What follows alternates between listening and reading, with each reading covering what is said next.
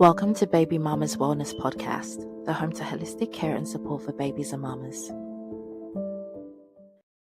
Welcome to Baby Mama's Doula, the podcast. I'm your host, Rachel Ona, and today we're going to be talking about teen and tween health. I have a special guest, Dr. Tara. She's a naturopathic doctor, holistic nutritionist, and a certified cognitive behavioural therapist. Dr. Tara sees patients at the Poppy Clinic, located in Burlington, Ontario, and has two areas of special interest: mental health concerns and tween and teen health. While pursuing her doctorate degree, Dr. Tara co-founded All About Mental Empowerment, a company that provides mental health education in the form of interactive, action-based workshops to schools across the GTA. All About Mental Empowerment has worked with over 70 schools across 6 school boards, supported more than 23,000 students, as well as hundreds of parents and teachers in the last year and a half. Dr. Tara is also a content creator and facilitator for Empowered Tween, a comprehensive 6-module program run at the Poppy Clinic designed to strengthen the relationships between moms and their tween daughters as they navigate puberty. Welcome to Baby Mama's Doula, Tara. Well, I'm happy to be here. Thanks for having me. I specifically wanted you to be on here because you are, as we always say, my first CCNM friend. So it's so meaningful. And I'm Yes. so happy to see how far you've gone since we started the program. And yeah, so we're just going to begin and talk about all the busy things you've done in the past 4 years and more. So what inspired you to focus on teen health?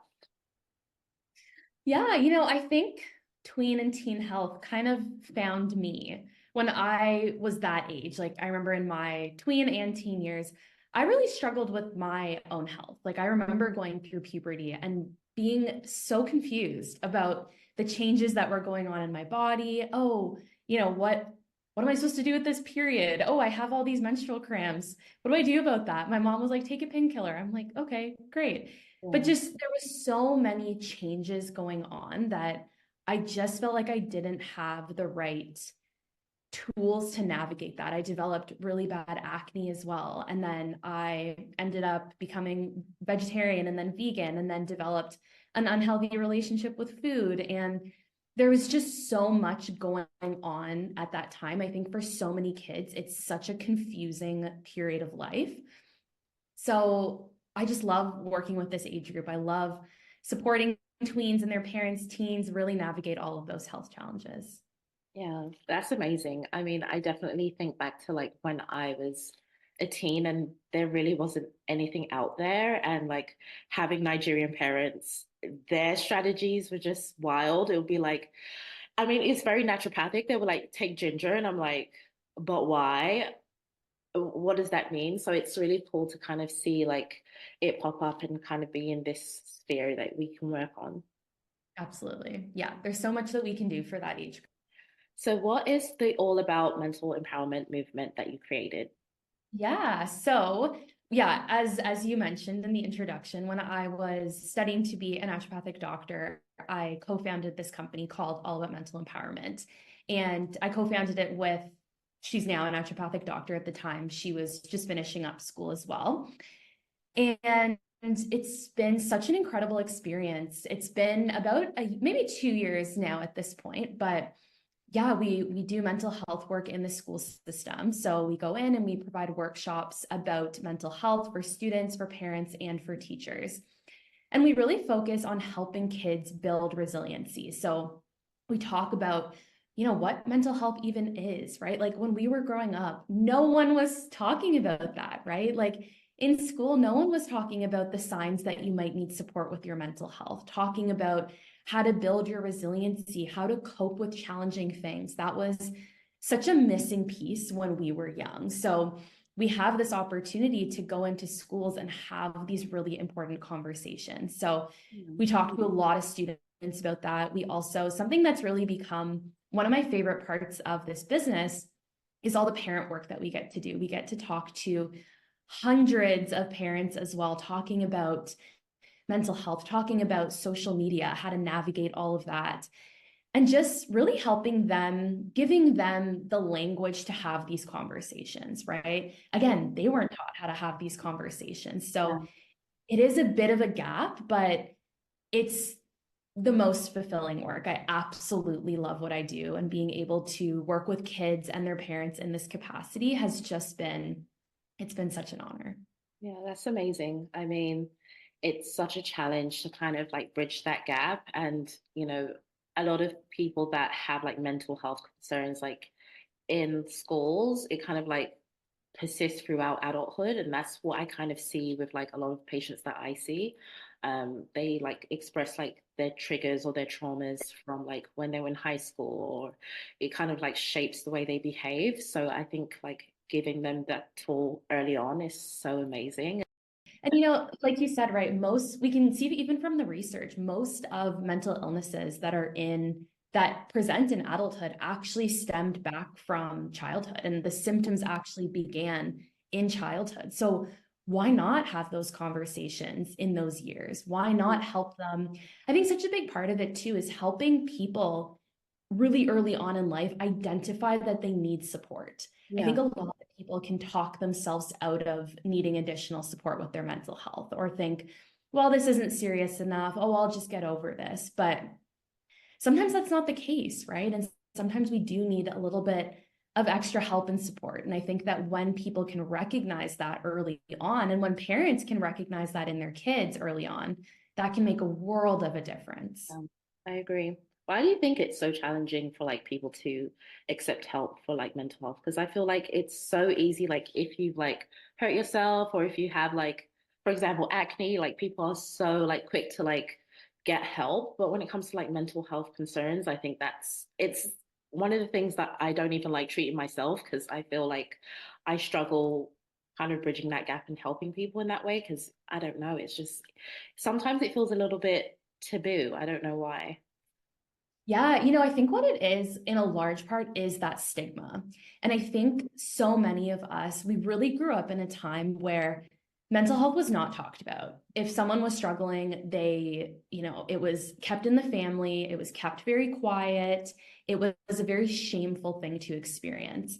And I think that a lot of that rhetoric still persists today. Like often when I'm doing these parent workshops, parents are like, okay, I have no idea where to start, because when I was a kid, if you even mentioned mental health, people were like, go to the psychiatric hospital. Like it was, like you're not allowed to struggle in any way. Like there was so much shame, there was so much stigma. And, it's sad because so often, people like all of that stigma and all of that shame, right? The rhetoric was that you're not strong enough to handle the stresses of life. And so unfortunate, because now what we see in the research over and over again is actually physiological root causes of mental health concerns, right? We know like anemia can have a huge impact on your mental health, B12 deficiency, insulin resistance, inflammation. Like there are so many physiological causes that contribute to mood symptoms. And it's not just that you can't cope with the stresses of your life. And even if you are having troubles coping with the stresses of your life, that's okay. It's okay to struggle. It's just, mental health, like the branding of mental health needs a lot of work, like we gotta, there's a lot. We gotta, like it needs its time to shine, because there's so much, I think from a naturopathic perspective too, there's so much that we can do to really support mental health. Like even the studies showing that, some of the interventions we have are as effective as anti-anxiety medication, antidepressant medication. Like that's really powerful stuff. And there's just so much that we can do. Yeah, that's huge. That is huge when you think about it. Totally. Yeah. So I know you work at the Poppy Clinic, and you've been hosting these empowered tween programs. What are some of the tips you would share to like moms to support their children going through like puberty or mental health concerns? Yeah. Okay. This is so fun to talk about. I love talking about puberty.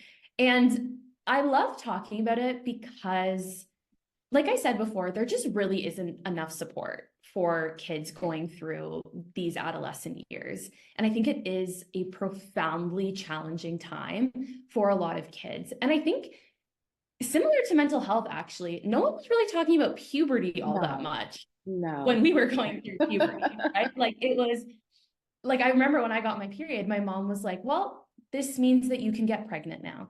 And I was 12 and I was like, how does a pregnancy happen? I don't, you're 100 steps ahead of me here.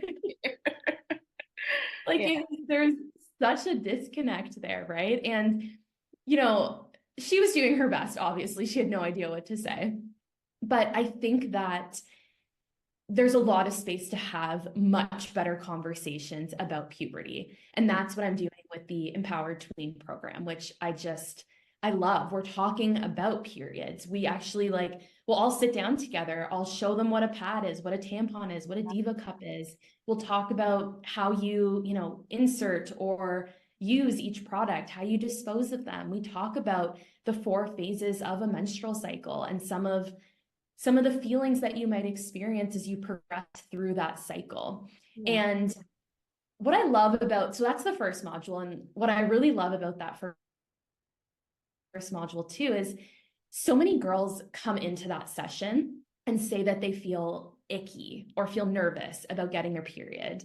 And I think for a lot of the girls are around 10 years old. So they know that it's coming, but it's such a big question mark, right? It's like, I know I'm going to get my period, but what is that thing and how does that work? And what is normal, right? They're like, I'm going to bleed. That's really hard to imagine if you haven't gone through that, right? So it's always such an empowering conversation, and the girls always feel so much more empowered after they leave that, and they feel so much more confident, which I love to see. And I think a beautiful part of this program too is that it gives moms the language to continue these conversations at home. And I think that's the hard part, right? Is that jumping off point, right?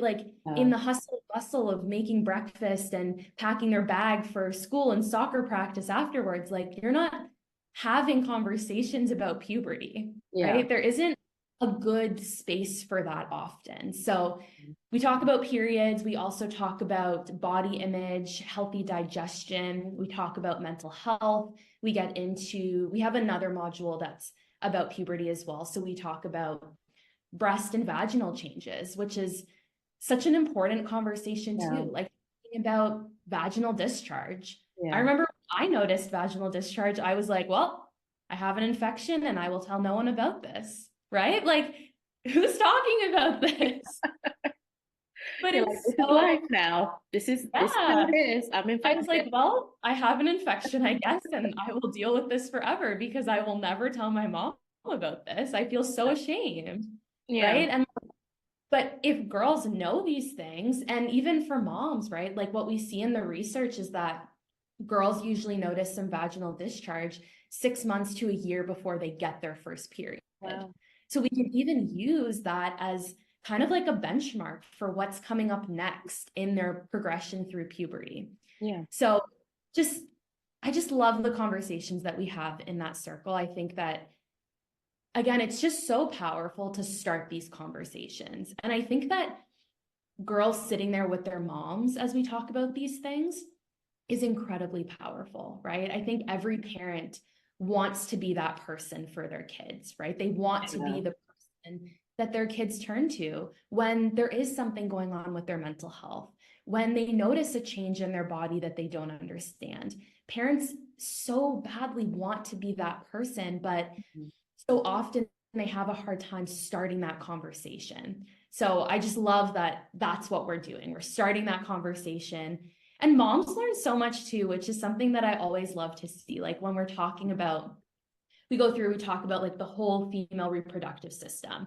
We talk about okay, this is the vagina, this is the vulva, here's the cervix, here's what it means to shed the lining of your uterus. And the moms are always like, wait, go back.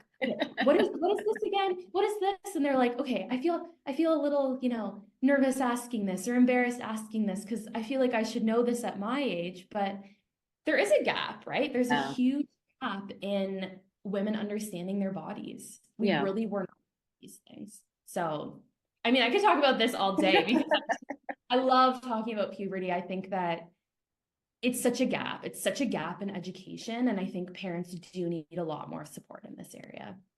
I do think it's a really needed space, and especially like you said, having like the moms being there, like while you're discussing these things, it gives like a very safe space for them to kind of like discuss these very almost like sensitive topics that like Yeah.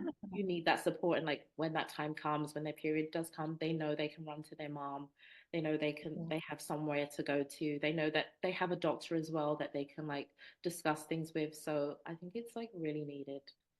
I'm 29, and like when she wants to talk about like sex or like things around like, you know, the female reproductive stuff, I'm like very embarrassed because like I didn't have that relationship growing up. It was just like, don't let boys touch you. And I that's how I like left things.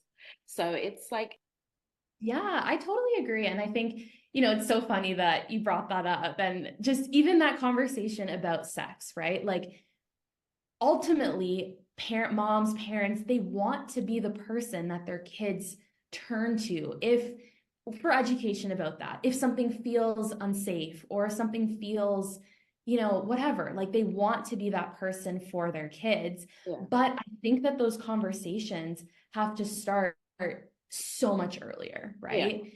And one of the moms, she was part of the first cohort, so over a year ago. okay, And she reached out recently and she said that at school, in her daughter's class, the teacher mentioned something about the way that a baby is created is that the egg and the sperm meet and then a baby is formed. And someone in the class was like, but how do the egg and the sperm meet? And the teacher was like, well, you'll cover that next year in health class, or you can ask your parents about that. And so this girl who was in Empowered Tween, she went home to her mom and she's like, we learned this today. And I wanted to ask you, how do the egg and the sperm meet? And so the mom sent me a message and she's like, okay, I'm kind of panicking. I don't really know what to say. What should I do? And so we had a conversation about it. But afterwards, I was like, isn't it so incredible that your daughter feels safe enough to yeah, come to you with this question and to actually ask you, right? Like, I'm sure in the classroom, there was this sense of like, oh, this is a taboo thing, right? yeah, But she felt safe enough to actually come home and ask her mom for clarification. And I just think that that's so the goal, right? Especially with the internet, right? It's so, if they're not turning to us as adults for this knowledge, they're turning to Dr. Google about it. They're searching it on social media, right? They're watching TikToks about it. So it's just so important that we get to be that person for our kids. yeah. I love that. Yeah. Now I'm going to segue a little bit. I know we did discuss it a little bit, but we talked about like social media. What impact do you think social media has had on children's mental health? It's had a huge impact, a huge, huge impact. One of the workshops that we do in my school-based mental health business is a student social media workshop. And then we also have a parent social media workshop. And hands down, it was our most popular workshop, the student and the parent one this year. And so many schools, like, we talk to a lot of principals, right? And so many of them are saying, like, this is our number one concern at schools is social media. And I think when we think about social media, there's so many concerns, right? Like there's the safety concerns, there's the privacy concerns. There's also what we see in the research too, massive body image concerns, which obviously ties into mental health. But there's been studies that have shown that more time spent on social media makes teens more critical about the way that they look. Wow. There's also research to show that early use of digital media actually reduces language development in young kids. It reduces behavioral scores and decreases empathy. Wow. So we're seeing these, and this is kind of the first generation that's truly growing up with social media. And we're seeing some scary results, right? And we know, like, actually, the World Health Organization recently classified internet use disorder as a behavioral addiction. Wow. And when they actually studied it, and the way that they look at addiction is the changes in the brain, gray matter in the brain. And when they looked at this for social media, they actually saw the same changes in the brain when people are using social media in that addictive way that they see when they're studying addictions. So it's like, it's changing our brains, and it's changing the way that we interact, the way that we do everything. And it's really hard. I think, I've talked to so many parents about this, and it's a massive challenge. I think it's incredibly hard for a parent to navigate this digital world. And it's having so many negative impacts on mental health, right? Even as simple as isolation, right? We know that these apps are so addictive, and we see a lot of kids isolating themselves in favor of just being on these apps and losing that ability to socialize well, right? Yeah. And it's just really tough, but we're seeing massive, massive mental health impacts. And the body image piece is just so huge. In that workshop, both of them actually, but in the student workshop, right? We talk about, look at all these filters, right? I'm sure a lot of you have seen these. And, if you don't know the person that's using the filter, often that looks like their real face. Yeah. And they just look like a beautiful human. And not that they're not a beautiful human, but the beauty standards that we're seeing on these apps you can't compete with that. Unattainable. Very It's unattainable. completely unattainable. And something that I say to parents too is, we have the 11-year-old going through puberty comparing themselves to the 25-year-old fitness model who face-tuned their whole body in order to, achieve this idea of perfection in order to sell their workout mix, right? Like it's a very complicated space to navigate when it comes to mental health, when it comes to body image. And it's really tough. I think awareness is such a huge piece. Another thing too, is we're seeing the rise of AI generated content all over social media. These I don't know if you've seen them, but like these AI models they look so human. They look so real, right? And there's no indication that they're actually AI. If you don't know, you don't know. And of course, everyone is comparing themselves to the way that these literal robots look. Like it's devastating, the impacts. Yeah, I definitely agree. I think with the surge of like the way especially after the pandemic, when, everything went virtual, I just feel like people are just stuck now in that virtual sphere where, TikTok, you see like all of these beautiful people, and it's so fast to just see like so many different things. And I think that also like contributes to like the pressure that people are feeling. I mean, looking back to my own experiences, I didn't feel as pressurized but I don't think I used like the internet as much as, people are doing now. So it's definitely like a huge game changer. Huge. Yeah. And I feel really grateful that we didn't grow up with Instagram or TikTok in the same way, right? Yeah. Like it's a really challenging space to navigate. And when we do the workshops, like social media workshops for high school students, it's really fascinating. A lot of high school students are able to recognize that they are struggling with their relationship to social media.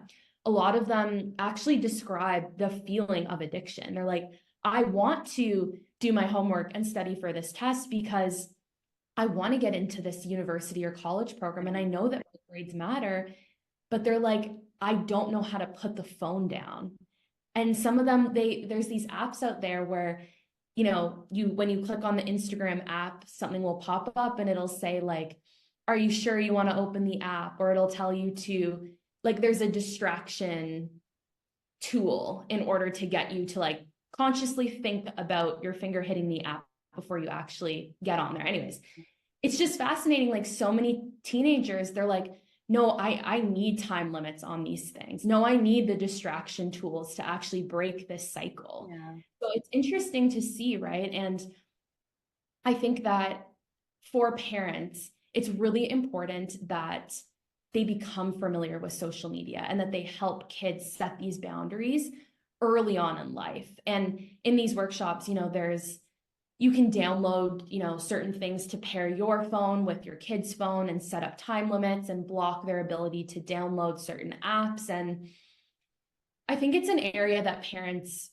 just really need to be mindful of and help their kids set these boundaries, because I've seen the other side of high school kids and teenagers who are really struggling and really don't know what to do about their relationship with these devices. Yeah, I agree. I think it's just the boundaries, and like you said, having like parents being aware, because I think a lot of parents, because they didn't grow up in that environment, or having to really know the internet the way that we do, they just are not even aware of like what their kids are getting into, what their kids are seeing, and they don't even know how to help their kids because they don't know how to even use these tools. So I do think it's like important to educate parents, teachers, kids on how to use all of these things. Absolutely. Yeah. And it's constantly evolving and changing too. Like there's, every week there's like a new app, right? And so it can be, I think as parents, like it can be really hard to keep up, but I think it's important. And I think that it's worth them taking the time. Like something that we talk about too is when you find out what apps your kids are using, get an account on that app as well. Like learn about the content that we're seeing. Like we show a clip from TikTok. It was like a viral trend and incredibly dangerous, life-threatening, the content that's being shared in this video. And, we tell parents, like, you need to be aware of the type of content that's on these apps so that you can have good conversations with your kids about what is safe and unsafe, how they should respond when they see certain things.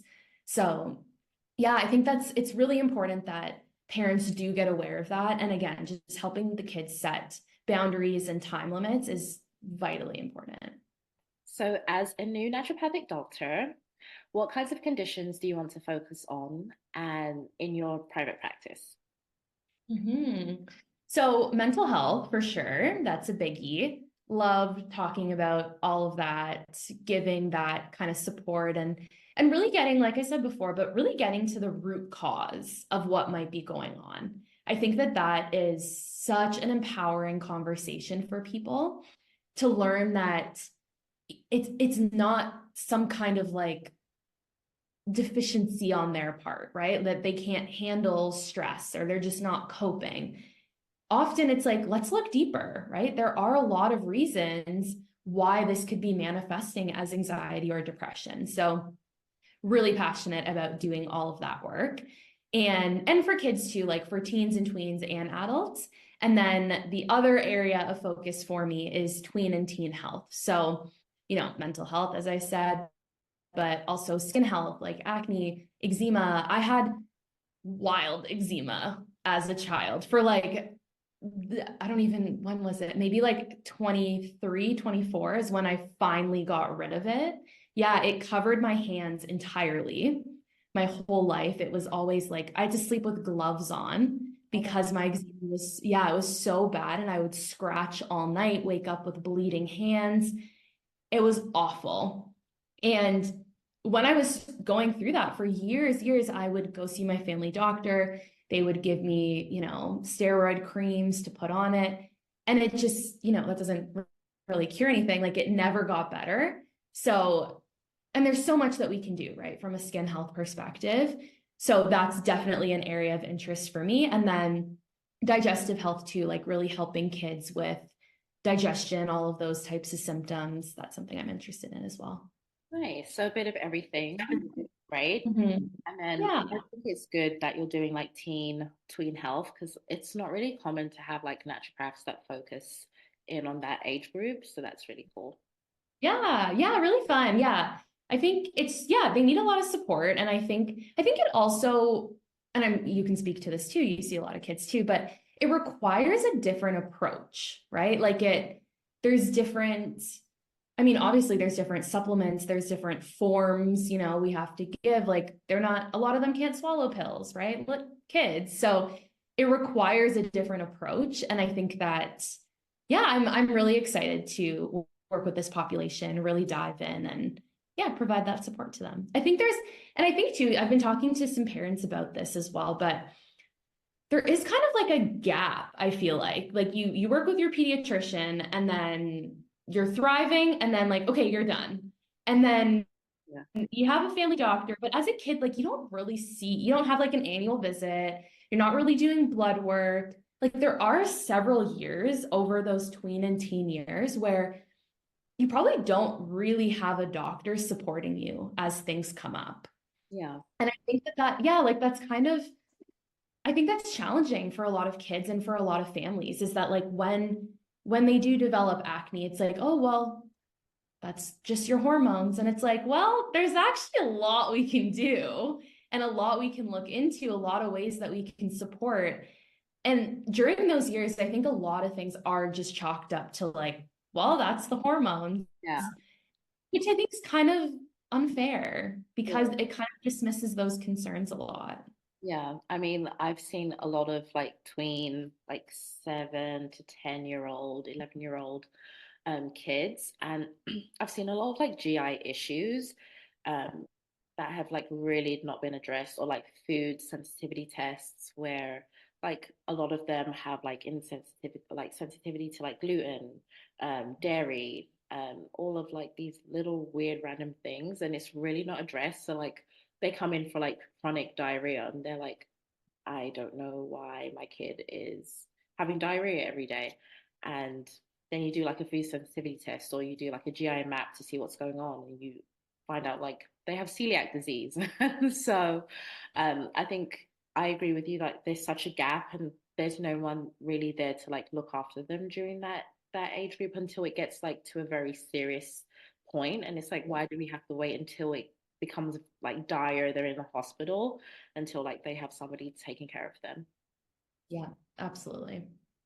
I love that. And I mean, I think for me, I think that's why I really went into like kids and like family health, because like when I was 10, I had appendicitis and nearly died. And I think I wish that I had like somebody to keep up with my health beforehand. Like I ate all the wrong things. I have a sweet tooth. I'm British, so I love my tea. I love everything that's wrong with me um, is like food based. I just love to eat like really bad, and so I was like overweight, and my gut health was really bad. And I think it could have been prevented had I had a doctor or somebody kind of like monitoring my health at that age.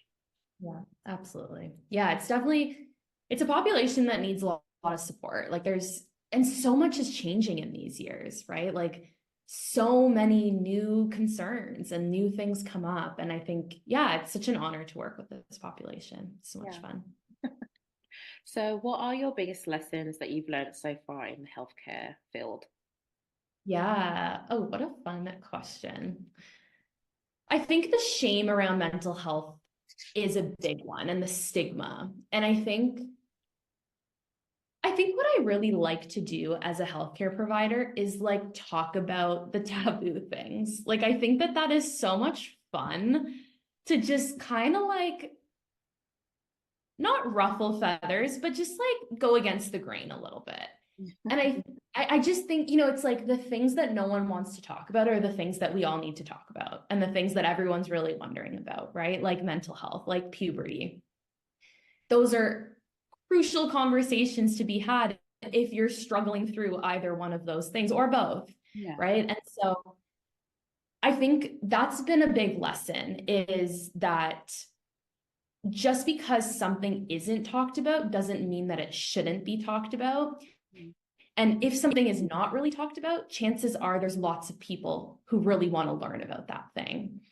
And yeah, I think I've learned so much working in the school system, working with all of these schools, getting to talk to, I think at this point, we just ran the numbers recently, but I think we've worked with close to 30,000 kids now at this point. Yeah, so I've just learned so much from them, right? And just what they're struggling with, the way that the world is even different now, some of the concerns that they're having.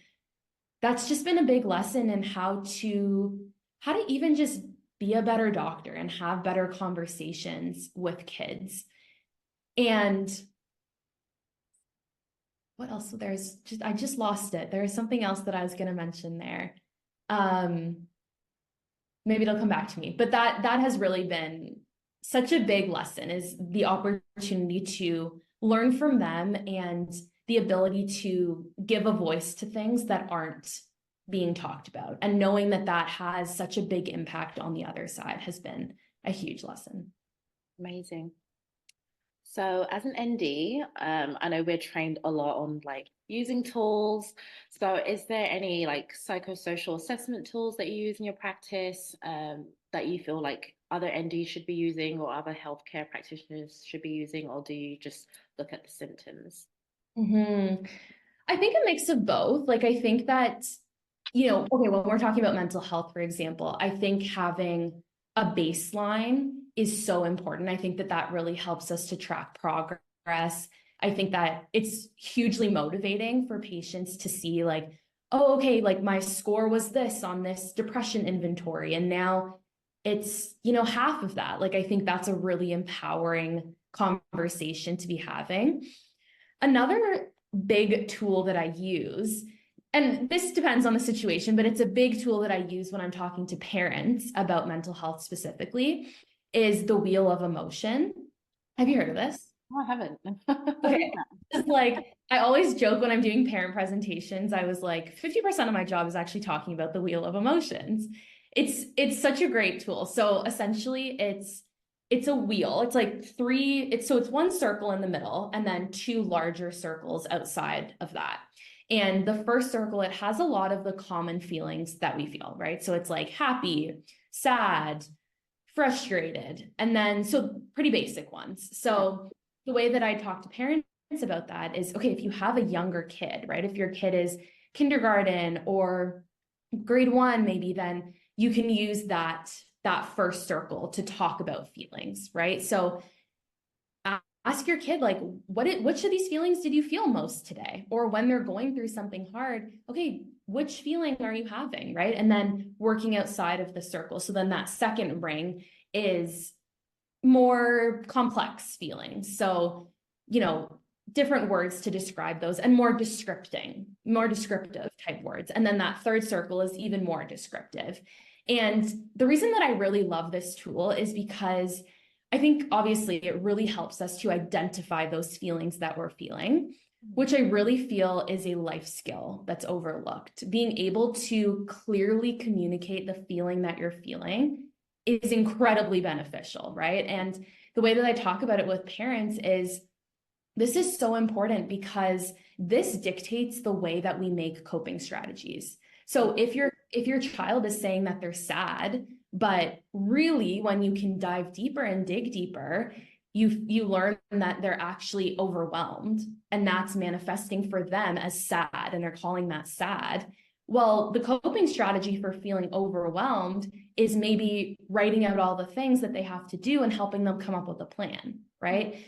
Whereas if we think that they're just feeling sad, maybe the strategy for that is, okay, give mom a hug, let's go do something fun together, but that might not actually get at the root of what that feeling actually is, which is maybe overwhelm for that student or that kid. Sorry, not student, but I think it's such a powerful tool. And what I encourage parents to do is, like, at dinner, when you're all talking about your day, also start to talk about, like, what are the feelings that you had today? Maybe everyone, there's some wheel of emotions where it has like a dial and you can turn it to the feeling that you're experiencing. But just building in that emotional literacy from an early age, the same way that we teach kids all of these other life skills, I think is so beneficial. And I think the wheel of emotion is such a powerful tool that we can use to really help kids build up that skill for themselves. Amazing. Yeah, I've never heard of that before, which is a tool that I definitely feel like should be used, like not even just like with healthcare practitioners, but even like teachers, like when they notice like a kid is upset, like, okay, you're sad, but why are you sad? Or stuff like that. That's amazing. Wow. Yeah. Yeah, I love that one. I think it's so great for parents. And I think too, for a lot of parents, they really want to have these conversations about mental health, but they really don't know where to start for a lot of parents, which is totally fine. We didn't grow up with this education. And I think the wheel of emotion it's such a good starting place. It's just like, okay, which one are you feeling? Let's, and I'll ask like one follow-up question about that. Like, it's a really user-friendly way to start these important conversations and doesn't require that much, knowledge ahead of time. So I like that as a tool that parents can use, right? We can do our clinical things in the office, but then giving them some tools to use at home, I think, especially with mental health, is so, so important. Well, thank you for sharing that. Yeah. So I know we discussed this a little bit, but if you have any other misconceptions on like mental health that you kind of want to dispel, I know we talked about the taboo-ness of mental health. Is there anything else or anything you want to add? Yeah, I think the biggest one that comes to mind with this is that it's just all in our head, and that mental health is just, okay, there's an issue with our thinking, or it's an issue with our ability to manage stress.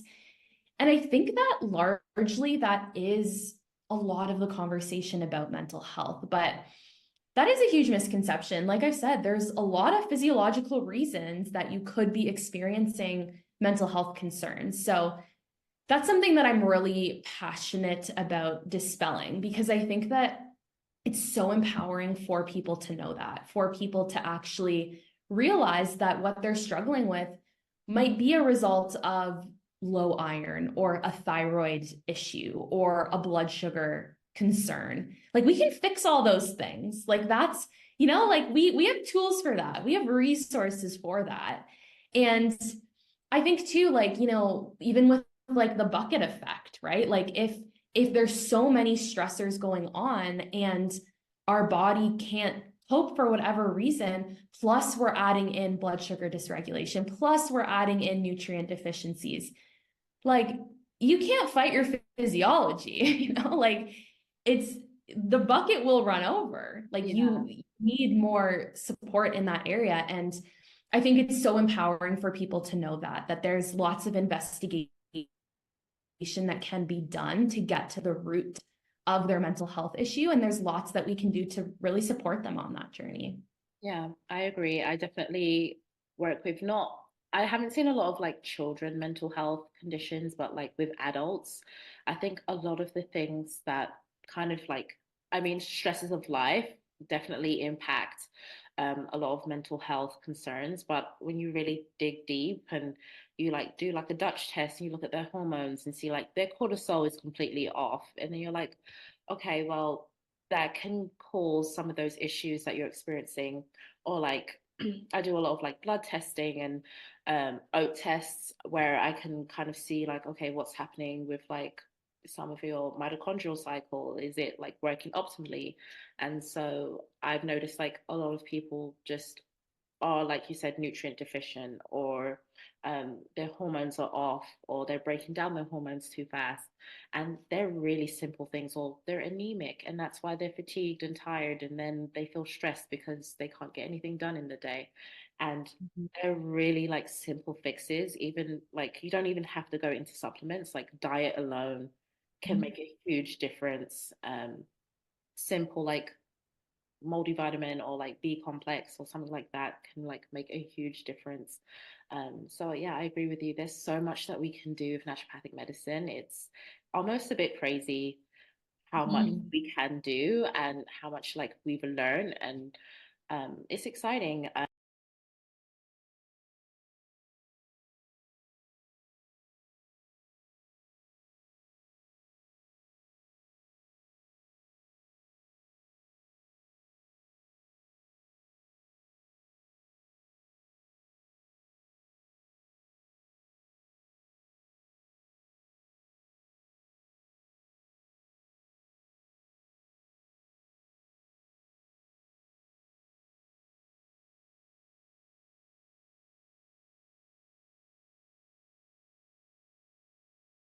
There is so much that we can do. And I think that that's so empowering for patients, right? Like, You're not going to walk into our office, sit down, have a 5-minute conversation, leave with the prescription. Like, we're going to listen to you. We're going to figure that, like, we're in it together. Yeah. And I think that, like, I wish that I'd seen an ND when I was a kid going through a lot of those challenges. It would have made a world of a difference for me. Yeah, I agree. So speaking about naturopathic medicine, what is your top 5 naturopathic tips for improving mental health? Yeah. So, okay, I'll go really broad with this. So, and some of these tips are specific for parents. So when it comes to youth mental health specifically, I think really taking your child's mood symptoms seriously. And something that I talk a lot about with parents, and I think that this can cause a lot of confusion as well, is like, when do I know that it's time to get support, right? It's normal to feel sad, right? We tell kids all the time, there's no wrong feelings, there's just wrong actions, but it's normal to feel all the feelings. And that's what makes us all human, right?